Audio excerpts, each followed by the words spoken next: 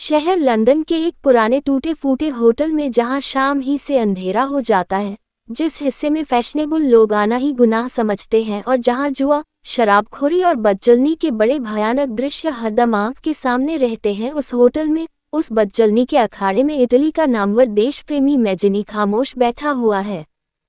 उसका सुंदर चेहरा पीला है, आंखों से चिंता बरस रही है, होंठ सूखे हुए हैं और शायद महीनों से हजामत नहीं बनी। कपड़े मैले कुचैले हैं। कोई व्यक्ति जो मैजिनी को पहले से न जानता हो, उसे देखकर यह ख्याल करने से नहीं रुक सकता कि हो न हो ये भी उन्हीं अभागे लोगों में है जो अपनी वासनाओं के गुलाम होकर जलील से जलील काम करते हैं।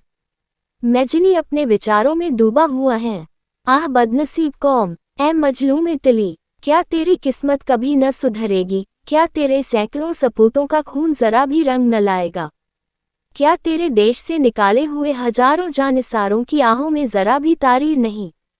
क्या तू अन्याय और अत्याचार और गुलामी के फंदे में हमेशा गिरफ्तार रहेगी? शायद तुझमें अभी सुधरने की, स्वतंत्र होने की योग्यता नहीं आई। शायद तेरी किस्मत में कुछ दिनों और जिल्लत और बर्बादी झेलना लिखी है। आज़ादी, हाय आज़ादी, तेरे लिए मैंने कैसे कैसे दोस्त, जान से प्यारे दोस्त कुर्बान किए। कैसे कैसे नौजवान, होनहारा नौजवान, जिनकी माएँ और बीवियां आज उनकी कब्र पर आंसू बहा रही हैं और अपने कष्टों और आपदाओं से तंग आकर उनके वियोग के कष्ट में अभागे, आफत के मारे मैजिनी को शाप दे रही हैं। कैसे कैसे शेर जो दुश्मनों के सामने पीठ फेरना न जानते थे। क्या ये सब कुर्बानियां, ये सब भेंटें काफ़ी नहीं हैं? आज़ादी, तू ऐसी कीमती चीज़ है। हाँ तो फिर मैं क्यों जिंदा रहूं? क्या ये देखने के लिए कि मेरा प्यारा वतन, मेरा प्यारा देश, धोखेबाज अत्याचारी दुश्मनों के पैरों तले रौंदा जाए, मेरे प्यारे भाई, मेरे प्यारे हमवतन, अत्याचार का शिकार बने? नहीं, मैं ये देखने के लिए जिंदा नहीं रह सकता। मैजिनी इन्हीं ख्यालों में डूबा हुआ था कि उसका दोस्त रफेटी, जो उसके साथ निर्वासित किया गया था, इस कोठरी में दाखिल हुआ। उसके हाथ में एक बिस्कुट का टुकड़ा था। रफेटी उम्र में अपने दोस्त से 2-4 बरस छोटा था। भंगिमा से सज्जनता झलक रही थी। उसने मैजिनी का कंधा पकड़कर हिलाया और कहा, जोजेफ, ये लो, कुछ खा लो। मैजिनी ने चौंक कर सर उठाया और बिस्कुट देखकर बोला, ये कहाँ से लाए? तुम्हारे पास पैसे कहाँ थे? रफेटी, पहले खा लो फिर यह बातें पूछना, तुमने कल शाम से कुछ नहीं खाया है। मैजिनी, पहले ये बता दो, कहाँ से लाए? जेब में तंबाकू का डिब्बा भी नजर आता है। इतनी दौलत कहाँ हाथ लगी? रफेटी, पूछकर क्या करोगे? वही अपना नया कोट जो माँ ने भेजा था, गिरवी रखाया हूँ। मैजिनी ने एक ठंडी सांस ली, आंखों से आंसू टप टप जमीन पर गिर पड़े। रोते हुए बोला, ये तुमने क्या हरकत की? क्रिसमस के दिन आते हैं, उस वक्त क्या पहनोगे? क्या इटली के एक लखपति व्यापारी का इकलौता बेटा क्रिसमस के दिन भी ऐसी ही फटे पुराने कोट में बसर करेगा? रफेटी, क्यों? क्या उस वक्त तक कुछ आमदनी न होगी? हम तुम दोनों नए जोड़े बनवाएंगे और अपने प्यारे देश की आने वाली आज़ादी के नाम पर खुशियां मनाएंगे। मैजिनी, आमदीन की तो कोई सूरत नजर नहीं आती। जो लेख मासिक पत्रिकाओं के लिए लिखे थे, वह वापस ही आ गए। घर से जो कुछ मिलता है, वह कब खत्म हो चुका है। अब और कौन सा जरिया है? रफेटी, अभी क्रिसमस को हफ्ता भर पड़ा है। अभी से उसकी क्या फिक्र करें? और अगर मान लो नहीं कोट पहना तो क्या? तुमने नहीं मेरी बीमारी में डॉक्टर की फीस के लिए मैगडलीन की अंगूठी बेच डाली थी। मैं जल्दी ही यह बात उसे लिखने वाला हूँ, देखना तुम्हें कैसा बनाती है। क्रिसमस का दिन है, लंदन में चारों तरफ खुशियों का गर्म बाजारी है। छोटे बड़े, अमीर गरीब सब अपने अपने घर खुशियां मना रहे हैं और अपने अच्छे से अच्छे कपड़े पहनकर गिरजाघरों में जा रहे हैं। कोई उदास सूरत नजर नहीं आती। ऐसे वक्त मैजिनी और रेफती दोनों उसी छोटी सी अंधेरी कोठरी में सर झुकाए खामोश बैठे हैं। मैजिनी ठंडी आहें भर रहा है और रफेटी रह रहकर दरवाजे पर आता है और बदमस्त शराबियों को और दिनों से ज्यादा बहकते और दीवानेपन की हरकतें करते देखकर अपनी गरीबी और मुहताजी की फिक्र दूर करना चाहता है। अफसोस, इटली का सरताज, जिसकी एक ललकार पर हजारों आदमी अपना खून बहाने के लिए तैयार हो जाते थे, आज ऐसा मुहताज हो रहा है कि उसे खाने का ठिकाना नहीं। यहाँ तक कि आज सुबह से उसने एक सिगार भी नहीं पिया। तंबाकू ही दुनिया की वह नेमत थी जिससे वह हाथ नहीं खींच सकता था और वह भी आज उसे नसीब न हुआ। मगर इस वक्त उसे अपनी फिक्र नहीं रफेटी, नौजवान, खुशहाल और बड़े खूबसूरत होनहार रफेटी की फिक्र जी पर भारी हो रही है। वह पूछता है कि मुझे क्या हक है कि मैं एक ऐसे आदमी को अपने साथ गरीबी की तकलीफें झेलने पर मजबूर करूं जिसके स्वागत के लिए दुनिया की बस नेमतें बाहें खोले खड़ी हैं। इतने में एक चिट्ठीरसा ने पूछा, जोजेफ मैजनी यहाँ कहाँ रहता है? अपनी चिट्ठी ले जा। रफेटी ने खत ले लिया और खुशी के जोश से उछल कर बोला, जोजेफ, ये लो, मैगडलीन का खत है। मैजनी ने चौंक कर खत ले लिया और बड़ी बेसब्री से खोला। लिफाफा खोलते ही थोड़े से बालों का एक गुच्छा गिर पड़ा, जो मैगडलीन ने क्रिसमस के उपहार के रूप में भेजा था। मैजनी ने उस गुच्छे को चूमा और उसे उठाकर अपने सीने की जेब में खून से लिया। खत में लिखा था, माय डियर जोजेफ, ये तुच्छ भेंट स्वीकार करो। भगवान करे तुम्हें 100 क्रिसमस देखने नसीब हों। इस यादगार को हमेशा अपने पास रखना और गरीब मैगडलीन को भूलना मत। मैं और क्या लिखूं? कलेजा मुंह को आया जाता है। आए जोजेफ, मेरे प्यारे, मेरे स्वामी, मेरे मालिक जोजेफ, तू मुझे कब तक तड़पाएगा? अब जबत नहीं होता, आंखों में आंसू उमड़े आते हैं। मैं तेरे साथ मुसीबतें झेलूंगी, भूखों मरूंगी, ये सब मुझे गवारा है, मगर तुझसे जुदा रहना गवारा नहीं। तुझे कसम है, तुझे अपने ईमान की कसम है, तुझे अपने वतन की कसम, यहाँ आ जा, यहाँ आंखें तरस रही हैं, कब तुझे देखूंगी। क्रिसमस करीब है, मुझे क्या, जब तक जिंदा हूँ तेरी हूँ। तुम्हारी मैगडलीन का घर स्विट्जरलैंड में था। वह एक समृद्ध व्यापारी की बेटी थी और अनिंद्य सुंदरी। आंतरिक सौंदर्य में भी उसका जोड़ मिलना मुश्किल था। कितने ही अमीर और रईस लोग उसका पागलपन सर में रखते थे, मगर वह किसी को कुछ ख्याल में न लाती थी। मैजनी जब इटली से भागा तो स्विट्जरलैंड में आकर शरण ली। मैगडलीन उस वक्त भोली भाली जवानी की गोद में खेल रही थी। मैजनी की हिम्मत और कुर्बानियों की तारीफें पहले ही सुन चुकी थी। कभी कभी अपनी माँ के साथ यहाँ आने लगी और आपस का मिलना जुलना जैसे जैसे बड़ा और मैजनी के भीतरी सौंदर्य का ज्यों ज्यों उसके दिल पर गहरा असर होता गया, उसकी मोहब्बत उसके दिल में पक्की होती गई। यहाँ तक कि उसने एक दिन खुद लाज शर्म को किनारे रखकर मैजनी के पैरों पर सिर रख दिया और कहा, मुझे अपनी सेवा में स्वीकार कर लीजिए। मैजनी पर भी उस वक्त जवानी छाई हुई थी। देश की चिंताओं ने अभी दिल ठंडा नहीं किया था। जवानी की पुरजोश उम्मीदें दिल में लहरें मार रही थीं, मगर उसने संकल्प कर लिया था कि मैं देश और जाति पर अपने को न्यौछावर कर दूंगा, और इस संकल्प पर कायम रहा। एक ऐसी सुंदर युवती के नाजुक नाजुक होंठों से ऐसी दरख्वास्त सुनकर रद्द कर देना मैजनी ही जैसे संकल्प के पक्के ही आपके पूरे आदमी का काम था। मैगडलीन भीगी भीगी आंखें लिए उठी, मगर निराश न हुई थी। इस असफलता ने उसके दिल में प्रेम की आग और भी तेज कर दी और वो आज मैजनी को स्विट्जरलैंड छोड़े कई साल गुजरे, मगर वफादार मैगडलीन अभी तक मैजनी को नहीं भूली। दिनों के साथ उसकी मोहब्बत और भी गाढ़ी और सच्ची होती जाती है। मैजनी खत पढ़ चुका तो एक लंबी आह भरकर रफेटी से बोला, देखा मैगडलीन क्या कहती है। रफेटी, उस गरीब की जान लेकर दम लोगे। मैजनी फिर ख्याल में डूबा, मैगडलीन, तू नौजवान है, सुंदर है, भगवान ने तुझे अकूत दौलत दी है, तू क्यों एक गरीब, दुखियारे, कंगाल, फक्कड़ परदेश में मारे मारे फिरने वाले आदमी के पीछे अपनी जिंदगी मिट्टी में मिला रही है। मुझ जैसा मायूस, आफत का मारा हुआ आदमी तुझे क्यों कर खुश रख सकेगा। नहीं नहीं, मैं ऐसा स्वार्थी नहीं हूँ। दुनिया में बहुत से ऐसे हंसमुख खुशहाल नौजवान हैं जो तुझे खुश रख सकते हैं, जो तेरी पूजा कर सकते हैं। क्यों तू उनमें से किसी को अपनी गुलामी में नहीं ले लेती। मैं तेरे प्रेम, सच्चे, नेक और निस्वार्थ प्रेम का आदर करता हूँ, मगर मेरे लिए, जिसका दिल देश और जाति पर ही समर्पित हो चुका है, तू एक प्यारी हमदर्द बहन के सिवा और कुछ नहीं हो सकती। मुझमें ऐसी क्या खूबी है, ऐसे कौन से गुण हैं कि तुझ जैसी देवी मेरे लिए ऐसी मुसीबतें झेल रही है। आह मैजनी, तू कहीं का ना हुआ। जिनके लिए तूने अपने को न्यौछावर कर दिया, वह तेरी सूरत से नफरत करते हैं। जो तेरे हमदर्द हैं, वह समझते हैं तू सपने देख रहा है। इन ख्यालों में बेबस होकर मैजिनी न कलम दवात निकाली और मैग्डलीन को खत लिखना शुरू किया। प्यारी मैग्डलीन, तुम्हारा खत उस अनमोल तोहफे के साथ आया। मैं तुम्हारा हृदय से कृतज्ञ हूँ कि तुमने मुझ जैसे बेकस और बेबस आदमी को इस भेंट के काबिल समझा। मैं उसकी हमेशा कद्र करूँगा। यह मेरे पास हमेशा एक सच्चे, निस्वार्थ और अमर प्रेम की स्मृति के रूप में रहेगा, और जिस वक्त यह मिट्टी का शरीर कब र की गोद में जाएगा, मेरी आखिरी वसीयत ये होगी कि वह यादगार मेरे जनाजे के साथ दफन कर दी जाए।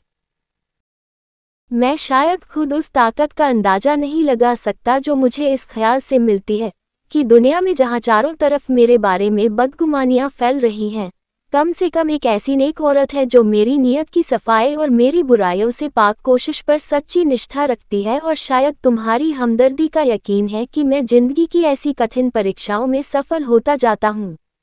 मगर प्यारी बहन, मुझे कोई तकलीफ नहीं है। तुम मेरी तकलीफों के ख्याल से अपना दिल मत दुखाना। मैं बहुत आराम से हूँ। तुम्हारे प्रेम जैसी अक्षय निधि पाकर भी अगर मैं कुछ थोड़े से शारीरिक कष्टों का रोना रोऊं तो मुझ जैसा अभागा आदमी दुनिया में कौन होगा। मैंने सुना है तुम्हारी सेहत रोज ब रोज गिरती जा रही है। मेरा जी बेअख्तियार चाहता है कि तुम्हें देखूं। काश मेरा दिल इस काबिल होता कि तुम्हें भेंट चढ़ा सकता, मगर एक पजमुर्दा उदास दिल तुम्हारे काबिल नहीं। मैग्डलीन, खुदा के वास्ते अपनी सेहत का ख्याल रखो। मुझे शायद उससे ज़्यादा और किसी बात की तकलीफ न होगी कि प्यारी मैग्डलीन तकलीफ में है, और मेरे लिए तुम्हारा पाकीजा चेहरा इस वक्त निगाहों के सामने है। मेगा, देखो मुझसे नाराज न हो। खुदा की कसम मैं तुम्हारे काबिल नहीं हूँ। आज क्रिसमस का दिन है, तुम्हें क्या तोहफा भेजूं? खुदा तुम पर हमेशा अपनी बेइंतहा बरकतों का साया रखे। अपनी माँ को मेरी तरफ से सलाम कहना। तुम लोगों को देखने की इच्छा है, देखी कब तक पूरी होती है। तुम्हारा जोजेफ। इस वाकये के बाद बहुत दिन गुजर गए। जोजेफ मैजिनी फिर इटली पहुंचा और रोम में पहली बार जनता के राज्य का ऐलान किया गया। 3 आदमी राज्य की व्यवस्था के लिए निर्वाचित किए गए। मैजिनी भी उनमें एक था। मगर थोड़े ही दिनों में फ्रांस की जातियों और पोर्टमांट के बादशाह की दगाबाजियों की बदौलत इस जनता के राज का खात्मा हो गया और उसके कर्मचारी और मंत्री अपनी जानें लेकर भाग निकले। मैजिनी अपने विश्वसनीय मित्रों की दगाबाजी और मौका परस्ती पर पेचोताप खाता हुआ खस्ताहाल और परेशान रोम की गलियों की खाक छानता फिरता था। उसका ये सपना कि रोम को मैं जरूर एक दिन जनता के राज का केंद्र बनाकर छोड़ूंगा, पूरा होकर फिर तितर बितर हो गया। दोपहर का वक्त था। धूप से परेशान होकर वह एक पेड़ की छाया में दम लेने के लिए ठहर गया कि सामने से एक लेडी आती हुई दिखाई दी। उसका चेहरा पीला था, कपड़े बिल्कुल सफ़ेद और सादा, उम्र 30 साल से ज्यादा। मैजिनी आत्मविस्मृति की दशा में था कि यह स्त्री प्रेम से व्यग्र होकर उससे गले लिपट गई। मैजिनी ने चौंक कर देखा, बोला, प्यारी मैग्डलीन, तुम हो? ये कहते कहते उसकी आंखें भीग गईं। मैग्डलीन ने रोकर कहा, जोजेफ, और मुंह से कुछ न निकला। दोनों खामोश कई मिनट तक रोते रहे। आखिर मैजिनी बोला, तुम यहाँ कब आई, मेगा? मैग्डलीन, मैं यहाँ कई महीने से हूँ, मगर तुमसे मिलने की कोई सूरत नहीं निकलती थी। तुम्हें काम काज में डूबा हुआ देखकर और यह समझकर कि अब तुम्हें मुझ जैसी औरत की हमदर्दी की जरूरत बाकी नहीं रही, तुमसे मिलने की कोई जरूरत नहीं देखती थी। रुककर क्यों जोजेफ? यह क्या कारण है कि अक्सर लोग तुम्हारी बुराई किया करते हैं? क्या वह अंधे हैं? क्या भगवान ने उन्हें आंखें नहीं दी? जोजेफ, मेगा, शायद वह लोग सच कहते होंगे। फिलहाल मुझमें वह गुण नहीं है जो मैं शान के मारे अक्सर कहा करता हूँ कि मुझमें है, या जिन्हें तुम अपनी सरलता और पवित्रता के कारण मुझमें मौजूद समझती हो। मेरी कमजोरियां रोज ब रोज मुझे मालूम होती जाती हैं। मैग्डलीन, जभी तो तुम इस काबिल हो कि मैं तुम्हारी पूजा करूं। मुबारक है वह इंसान जो खुदी को मिटाकर अपने को हेच समझने लगे। जोजेफ, भगवान के लिए मुझे इस तरह अपने से मत अलग करो। मैं तुम्हारी हो गई हूँ और मुझे विश्वास है कि तुम वैसे ही पाक साफ हो जैसा हमारा यीशु था। ये ख्याल मेरे मन पर अंकित हो गया है, और अगर उसमें ज़रा कमजोरी आ गई थी तो तुम्हारी इस वक्त की बातचीत ने उसे और भी पक्का कर दिया। बेशक तुम फरिश्ते हो, मगर मुझे अफसोस है कि दुनिया में क्यों लोग इतने तंगदिल और अंधे होते हैं, और ख़ास तौर पर वह लोग जिन्हें मैं तंग-ख्याल से ऊपर समझती थी। रफेटी, रसारिनो, पलायनो, बरनाबास, ये सब के सब तुम्हारे दोस्त हैं। तुम उन्हें अपना दोस्त समझते हो, मगर वह सब तुम्हारे दुश्मन हैं, और उन्होंने मुझसे मेरे सामने सैकड़ों ऐसी बातें तुम्हारे बारे में कही हैं जिनका मैं मरकर भी यकीन नहीं कर सकती। वह सब गलत, झूठ बकते हैं। हमारा प्यारा जोजेफ वैसा ही है जैसा मैं समझती थी, बल्कि उससे भी अच्छा। क्या ये भी तुम्हारी एक जाती खूबी नहीं है कि तुम अपने दुश्मनों का भी अपना दोस्त समझते हो? जोजेफ से अब सब्र न हो सका। मैग्डलीन के मुरझाए हुए पीले पीले हाथों को चूम कर कहा, प्यारी मेगा, मेरे दोस्त बेकसूर हैं और मैं खूब दोषी हूँ। रोकर जोजेफ, जो कुछ उन्होंने कहा वह सब मेरे ही इशारे और मर्जी के अनुसार था। मैंने तुमसे दगा की, मगर मेरी प्यारी बहन, ये सिर्फ इसलिए था कि तुम मेरी तरफ से बेपरवाह हो जाओ और अपनी जवानी के बाकी दिन खुशी से बसर करो। मैं बहुत शर्मिंदा हूँ, मैंने तुम्हें जरा भी न समझा था। मैं तुम्हारे प्रेम की गहराई से अपरिचित था, क्योंकि मैं जो चाहता था उसका उल्टा असर हुआ। मगर मेगा, मैं माफ़ी चाहता हूँ। मैग्डलीन, हाय जोजेफ, तुम मुझसे माफ़ी मांगते हो? तुम जो दुनिया के सब इंसानों से ज़्यादा नेक, ज़्यादा सच्चे और ज़्यादा लायक हो। मगर हाँ, बेशक तुमने मुझे बिल्कुल न समझा था जोजेफ। ये तुम्हारी गलती थी। मुझे ताज्जुब तो यह है कि तुम्हारा ऐसा पत्थर का दिल कैसे हो गया। जोजेफ, मेगा, ईश्वर जानता है, जब मैंने रिफेटी को ये सब सिखा पढ़ाकर तुम्हारे पास भेजा है, उस वक्त मेरे दिल की क्या कैफियत थी। मैं जो दुनिया में नेकनामी को सबसे ज़्यादा कीमती समझता हूँ, और मैं जिसने दुश्मनों के जाती हमलों को कभी पूरी तरह काटे बिना न छोड़ा, अपने मुंह से सिखाऊं कि जाकर मुझे बुरा कहा। मगर यह केवल इसलिए था कि तुम अपने शरीर का ध्यान रखो और मुझे भूल जाओ। सच्चाई यह थी कि मैजनी ने मैग्डलीन के प्रेम को रोज ब रोज बढ़ते देखकर एक खास हिकमत की थी। उसे खूब मालूम था कि मैग्डलीन के प्रेमियों में से कितने ही ऐसे हैं जो उससे ज़्यादा सुंदर, ज़्यादा दौलतमंद और ज़्यादा अक्ल वाले हैं, मगर वह किसी को ख्याल में नहीं लाती। मुझमें उसके लिए जो खास आकर्षण है, वह मेरे कुछ खास गुण हैं, और अगर मेरे ऐसे मित्र, जिनका आदर मैग्डलीन भी करती है, उससे मेरी शिकायत करके इन गुणों को महत्व उसके दिल से मिटा दे तो वह खुद ब खुद भूल जाएगी। पहले तो उसके दोस्त इस काम के लिए तैयार न होते थे, मगर इस डर से कि कहीं मैग्डलीन ने घुल घुलकर जान दे दी तो मैजनी जिंदगी भर हमें माफ न करेगा, उन्होंने यह प्रिय काम स्वीकार कर लिया था। वह स्विट्जरलैंड गए और जहां तक उनकी जबान में ताकत थी, अपने दोस्त की पीठ पीछे बुराई करने में खर्च की। मगर मैग्डलीन पर मोहब्बत का रंग ऐसा गहरा चढ़ा हुआ था कि इन कोशिशों का इसके सिवाय और कोई नतीजा न हो सकता था। जो हुआ वह एक रोज बेकरार होकर घर से निकल खड़ी हुई और रोम में आकर एक सराय में ठहर गई।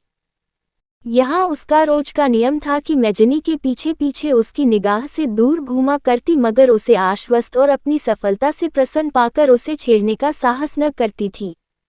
आखिरकार जब फिर उस पर असफलताओं का वार हुआ और वह फिर दुनिया में बेकस और बेबस हो गया, तो मैग्डलीन ने समझा, अब इसको किसी हमदर्द की जरूरत है। और पाठक देख चुके हैं जिस तरह वह मैजनी से मिली। मैजनी रोम से फिर इंग्लिस्तान पहुंचा और यहाँ एक अरसे तक रहा। सन 1870 में उसे खबर मिली कि सिसिली की रियाया बगावत पर आमादा है और उन्हें मैदाने जंग में लाने के लिए एक उभारने वाले की जरूरत है। बस वह फौरन सिसिली पहुंचा, मगर उसके जाने से पहले शाही फौज ने बागियों को दबा दिया था। मैजनी जहाज से उतरते ही गिरफ्तार करके एक कैदखाने में डाल दिया गया। मगर चूंकि अब वह बहुत बूढ़ा हो गया था, शाही हुक्म ने इस डर से कि कहीं वह कैद की तकलीफों से मर जाए तो जनता को संदेह होगा कि बादशाह की प्रेरणा से वह कत्ल कर डाला गया, उसे रिहा कर दिया। निराश और टूटा हुआ दिल लिए मैजनी फिर स्विट्जरलैंड की तरफ रवाना हुआ। उसकी जिंदगी की तमाम उम्मीदें खाक में मिल गईं। इसमें शक नहीं कि इटली के एकताबद्ध हो जाने के दिन बहुत पास आ गए थे, मगर उसकी हुकूमत की हालत उससे हरगिज बेहतर न थी जैसी ऑस्ट्रिया या नेपल्स के शासनकाल में। अंतर यह था कि पहले वह एक दूसरी कौम की जातियों से परेशान थे, अब अपनी कौम के हाथों इन निरंतर असफलताओं ने दृढ़व्रती मैजिनी के दिल में ये ख्याल पैदा किया कि शायद जनता की राजनीतिक शिक्षा इस हद तक नहीं हुई है कि वह अपने लिए एक प्रजातांत्रिक शासन व्यवस्था की बुनियाद डाल सके, और इसी नियत से वह स्विट्जरलैंड जा रहा था कि वहां से एक जबरदस्त कौमी अखबार निकाले, क्योंकि इटली में उसे अपने विचारों को फैलाने की इजाज़त न थी। वह रात भर नाम बदलकर रोम में ठहरा, फिर वहां से अपनी जन्मभूमि जिनेवा में आया और अपनी नेक मां की कब्र पर फूल चढ़ाए। इसके बाद स्विट्जरलैंड की तरफ चला और साल भर तक कुछ विश्वसनीय मित्रों की सहायता से अखबार निकालता रहा, मगर निरंतर चिंता और कष्टों ने उसे बिल्कुल कमजोर कर दिया था। सन 1870 में वह सेहत के ख्याल से इंग्लिस्तान आ रहा था कि आल्प्स पर्वत की तलहटियों में निमोनिया की बीमारी ने उसके जीवन का अंत कर दिया और वह एक अरमानों से भरा दिल लिए स्वर्ग को सिधारा। इटली का नाम मरते दम तक उसकी जबान पर था। यहाँ भी उसके बहुत से समर्थक और हमदर्द शरीक थे। उसका जनाजा बड़ी धूम से निकला। हजारों आदमी साथ थे और एक बड़ी सुहानी खुली हुई जगह पर पानी के एक साफ चश्मे के किनारे पर इस कौम के लिए मर मिटने वाले को सुला दिया गया। मैजिनी को कब्र में सोए हुए आज 30 दिन गुजर गए। शाम का वक्त था। सूरज की पीली किरणें इस ताज़ा कब्र पर हसरत भरी आंखों से ताक रही हैं। तभी एक अधेड़ खूबसूरत औरत सुहाग के जोड़े पहने लड़खड़ाती हुई आई। यह मैग्डलीन थी। उसका चेहरा शोक में डूबा हुआ था, बिल्कुल मुरझाया हुआ, कि जैसे अब इस शरीर में जान बाकी नहीं रही। वह इस कब्र के सिरहाने बैठ गई और अपने सीने पर खून से हुए फूल उस पर चढ़ाए, फिर घुटनों के बल बैठकर सच्चे दिल से दुआ करती रही। जब खूब अंधेरा हो गया, बर्फ पड़ने लगी, तो वह चुपके से उठी और खामोश सर झुकाए करीब के एक गांव में जाकर रात बसर की और भोर की वेला अपने मकान की तरफ रवाना हुई। मैग्डलीन अब अपने घर की मालिक थी। उसकी माँ बहुत जमाना हुआ मर चुकी थी। उसने मैजिनी के नाम से एक आश्रम बनवाया और खुद आश्रम की ईसाई लेडियों के लिबास में वहां रहने लगी। मैजिनी का नाम उसके लिए एक निहायत पुरदर्द और दिलकश गीत से कम न था। हमदर्दों और कद्रदानों के लिए उसका घर उनका अपना घर था। मैजिनी के खत उसकी इंजील और मैजिनी का नाम उसका ईश्वर था। आसपास के गरीब लड़कों और मुफलिस बीवियों के लिए यही बरकत से भरा हुआ नाम जीविका का साधन था। मैग्डलीन 3 बरस तक जिंदा रही और जब मरी तो अपनी आखिरी वसीयत के मुताबिक उसी आश्रम में दफन की गई।